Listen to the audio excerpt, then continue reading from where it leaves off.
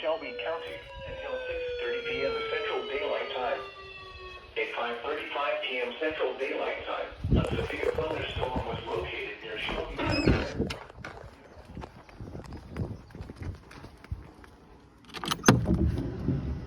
Oh wait, that's only for Randolph.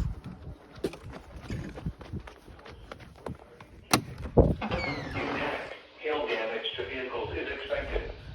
Expect wind damage to roofs, siding, and trees.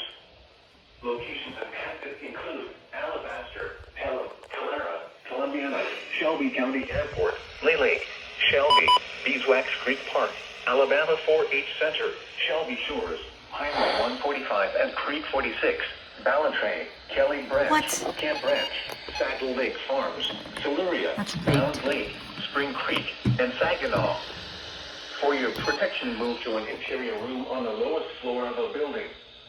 Repeating, a severe thunderstorm warning has been issued until 6:30 p.m. Central Daylight Time for the following county: Shelby, Alabama,